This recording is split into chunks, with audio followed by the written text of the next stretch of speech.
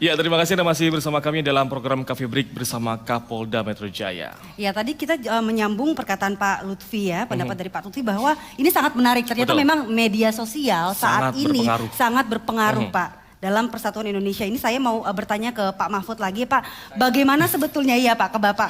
Ini bagaimana Pak cara kita menyikapi. Memang masyarakat idealnya harus teredukasi supaya tidak mendapatkan informasi yang setengah-setengah begitu Pak. Ini bagaimana cara untuk merangkul mereka supaya mereka lebih cerdas lagi menangkap informasi melalui medsos. Karena ini medsos kan cepat sekali Pak. Hitungan detik saja masyarakat langsung gampang gitu. Iya, medsos itu kadangkala jahat sekali, tapi juga kadangkala baik sekali, bisa memberi informasi secara cepat. Tapi yang jahat itu luar biasa juga, memang banyak. Ya tentu apa yang harus kita lakukan? Tentu kita menyadarkan, pertama mulai dari kita yang sudah familiar dengan smartphone ini, jangan mudah percaya pada informasi. Karena informasi itu kadangkala itu dibuat dan itu banyak sampai hari ini, sampai pagi ini masih banyak orang buat informasi yang begitu dan kemudian diviralkan secara tidak bertanggung jawab. Banyak, misalnya saya beri contoh ya, yang nyangkut saya aja misalnya, saya itu ditulis begini, siapapun yang masuk di dalam sistem seperti ini akan menjadi iblis, malaikat pun jadi iblis. Akan rusak kalau sistemnya seperti ini. Lalu diviralkan sekarang, jadi sistem sekarang ini iblis. Padahal itu dulu pidato saya tahun 2012. Baik. Cukup Ketika lama Pak ya? Bicara soal sistem pilkada. Kalau pilkadanya kayak gini, iblis pun bisa jadi bisa jadi ini. Malaikat pun bisa jadi koruptor seperti iblis, saya bilang begitu. Itu di tahun 2012. Lalu sekarang dipasang ke pemerintahan sekarang. Saya juga pernah, misalnya, orang-orang pemimpin yang sudah tidak mendapat kepercayaan rakyat supaya mundur, viral kan, lalu diletakkan di situ gambarnya seorang tokoh seakan-akan saya bilang ke dia. Padahal itu dulu itu pidato saya di di sebuah televisi ketika mengatakan ada seorang ketua lembaga negara, lembaga negara lah ya, itu udah ditangkap di KPK ndak mau mundur. Saya belum inkrah, saya belum diadili baru ditangkap gitu. Saya bilang kalau udah ditangkap tuh berarti sudah tidak percaya oleh masyarakat, rakyat sudah ragu, oleh sebab itu mundur. Tapi dia tetap tidak mau mundur. Itu 2 tahun lalu juga gitu. Nah banyak sekali hoax-hoax seperti itu yang kemudian seakan-akan dipercaya bahwa itu adalah terjadi sekarang. Nah oleh sebab itu ya kita harus memberi kesadaran kepada kita semua bahwa berita-berita atau apa yang sering viral di medsos itu banyak sekali yang bohong dan membahayakan. Kita harus mengingatkan kepada masyarakat nih, kebohongan-kebohongan lewat medsos itu juga ada risikonya. Masuk penjara. Yang paling ringan pakai KUHP, ya kan? Pakai KUHP membuat berita bohong, tidak menyenangkan, memfitnah dan sebagainya dengan delik aduan. Tapi juga bisa pakai Undang-Undang Nomor 1 tahun 46. Itu ancamannya bisa 6 tahun. Bisa 10 tahun, bisa 10 tahun. Sudah banyak ya bukti yang pakai itu, ada Dane, ada korban juga yang kita kasihan namanya Baik Nuril. Juga kan pakai undang-undang begitu. Jangan main-main dengan hoax. Dengan smartphone gitu. Hati-hati gitu, karena mentransmisi, bukan hanya membuat lalu mengedarkan, punyanya orang lalu sembarang disebar gitu, itu kena. Gitu, supaya hati-hati masyarakat itu. Kalau pakai undang-undang ITE itu 6 tahun hukumannya, ancaman hukumannya. Nah cuma sekarang kan aparat penegak hukum, polisi ini masih kalem lah ya, tidak sembarang menindak karena ini undang-undang ini baru dan orang belum tahu risiko-risiko itu. Tapi untuk jangka panjang main-main dengan itu berbahaya. Karena hoax itu membahayakan kebersatuan bangsa, juga membahayakan masa depan orang, menteror psikologis orang, terutama anak-anak muda dan sebagainya sering terteror oleh hoax itu gitu. Saya kira begitu soal hoax itu. Jadi media sosial ini memang bisa baik, bisa jahat, tergantung kita menggunakan dan juga menyikapinya. Seperti apa. Itu poin Meresponnya terpenting jangan ya. langsung percaya gitu aja dong. Dan pemirsa kita juga sudah kehadiran narasumber, ya ini ada Sekjen PBNU, Bapak Helmi Faisal Zaini. Assalamualaikum Pak. Terima kasih. Pak Helmi, ini dari PBNU sendiri melihat kebinekaan itu seperti apa sih Pak?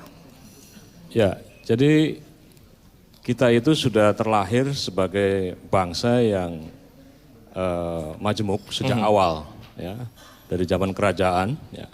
Dan sampai hari ini saya kira kita begitu banyak memiliki kearifan-kearifan lokal yang luar biasa. Betul.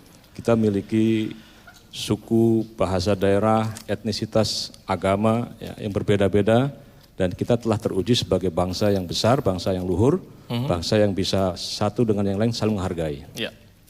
Nah, maka untuk itu bahkan kita juga hari-hari ini kita dikenal sebagai negara yang memiliki sistem demokrasi yang menurut saya demokrasi by prosedural itu sangat hebat. Coba bayangkan, kita ini mengenal yang sekarang ini one man, one vote, one value. Satu orang dengan satu suara, satu nilai. Ya. Kalau kita lihat di Amerika, ya, itu tidak one value. Ya. Karena seorang Al Gore misalnya bisa kalah oleh Bush. Ya. Ya. Meskipun dari segi pemilih dia lebih banyak, termasuk ya, Hillary Clinton yang terakhir. Ya. Jadi di Indonesia ini sekarang banyak suara, dialah yang menang. Betul. Dan hari ini kita semua bersyukur bahwa pada akhirnya kedua tokoh kita, baik Pak Jokowi maupun Pak Prabowo, telah menunjukkan kelas kenegarawanannya. Ya. Pak Prabowo menerima, ya, meskipun kita tahu di belakang ini masih banyak yang belum bisa move on gitu. Ya. Tetapi menurut saya ini adalah investasi yang sangat mahal sekali, sangat besar sekali bagi apa yang disebut sebagai proses pematangan demokrasi, sekaligus proses pendewasaan politik bagi masyarakat Indonesia, bahwa ternyata meskipun memiliki pendukung yang sangat banyak, tetapi kalau dalam elektoral, ya, dalam pemilihan ini memang kalah, ya semua harus berjiwa legowo. Ya. Dan sekaligus kita harapkan juga Pak Jokowi juga harus bisa terbuka untuk menerima banyak sekali kan kritik dari Pak Prabowo terhadap Pak Jokowi. Itu artinya kita bisa letakkan sebagai bolong-bolong atau ruang-ruang kosong yang menurut saya ini Pak Jokowi juga harus legowo untuk menerima masukan-masukan. Kita harapkan kedua tokoh ini bisa kembali bersatu, ya, meskipun tidak harus dalam satu koalisi, ya Pak Mahfud. Baik. Yang namanya bekerja sama itu bisa di dalam dan di luar, tetapi ada tafahum, ada understanding, berbagi peran, ya, sehingga melahirkan demokrasi yang sesungguhnya, yaitu melahirkan masyarakat yang adil, makmur, dan sejahtera. Nah ini yang kita harapkan. Dan Indonesia sekarang ini sudah, apa yang kita alami di Indonesia ini sebagai negara yang saling menghormati, coba orang luar ini bingung, di Indonesia ini katanya negara dengan jumlah penduduk muslim terbesar. Betul. Tapi bisa menghargai masyarakat Hindu di Bali. Iya. Ya. Bisa menghargai masyarakat Nasrani, Katolik di NTT, di Papua, di sebagian di Maluku. Ya. Dan kita sudah berpuluh-puluh tahun, bahkan berabad-abad ini masyarakat dengan berbeda agama, berbeda kultur ini bisa hidup berdampingan dengan satu dengan yang lain. Ya. Kita melihat ada Candi Borobudur. Ya. Ini Gus Dur pernah bertanya waktu itu dengan saya, Saudara Faisal, apa yang bisa nggak Anda tunjukkan ciri bahwa Indonesia ini adalah negara hebat, negara Islam yang hebat? Saya sampaikan ke Gus Dur, saya tidak tahu. Dia menyampaikan bahwa cirinya adalah ada Candi Borobudur. Oke. Gus Dur mengatakan, lihat, ini candi tempat peribadatan umat Buddha terbesar di dunia, ya, berada di negara dengan jumlah penduduk muslim terbesar di dunia. Candi ini aman-aman saja, Ya. masyarakat di sekitarnya yang muslim, yang mayoritas ikut merawatnya, ya, ikut menjaganya. Melestarikan juga. Ya, bahkan kata Gus Dur, kalau kita ke luar negeri, kita sebagai orang Islam ditanya, Indonesia hebat punya apa? Lalu Gus Dur menyampaikan, saya sebagai orang Islam bangga kita punya Candi Borobudur. Ya. Jadi ini menunjukkan bahwa kita sudah terkenal sebagai negara yang bisa menghargai satu dengan yang lain. Ya. Nah sekarang ini kan dengan era sosial media, terus terang saja banyak paham-paham transnasional ini dari berbagai macam negara ini, ya, yang masuk begitu rupa, yang kemudian dikapitalisasi melalui sosial media, ya, diedit dengan videografis dan seterusnya. Ini melahirkan katakanlah perpecahan di kalangan masyarakat. Saya teringat Sun Tzu, ya, seorang ahli strategi perang, mengatakan bahwa kalau Anda siap berdamai, harus siap berperang. Maksudnya apa? kalau dari kelompok sana ini atau dari masyarakat yang yang tidak bertanggung jawab kemudian terus memproduksi hoax dan seterusnya, Ya. kita yang siap berdamai kita diam saja, Pak Mahfud. Tidak berperang maksudnya, tidak melakukan kontra narasi, kita tidak siap menyiapkan konten. Ya, maka kita yang inginnya berdamai ini jadi tidak bisa berdamai. Masih ada kekhawatiran ternyata mungkin dari perwakilan masyarakat ini bagaimana ke depannya masih bisa adem ayem seperti Iya, ini nggak sih betul. Pak gitu. Jadi begini, tentunya polisi tidak bekerja sendiri, polisi bekerja bersama-sama dengan seluruh komponen masyarakat, tokoh masyarakat, tokoh agama, tokoh pemuda, ormas dan lain sebagainya. Kita bersama-sama menanamkan tadi yang saya katakan tadi, bagaimana nilai-nilai perdamaian, kemudian nilai-nilai kebersamaan, nilai-nilai toleransi inilah yang kita lakukan. Ya. Salah satu upaya dilakukan oleh Polri itu, kita membentuk yang namanya Satuan Tugas Nusantara. Satgas Nusantara ini bertugas sebagai cooling system, pendingin dia, sebagai pendingin.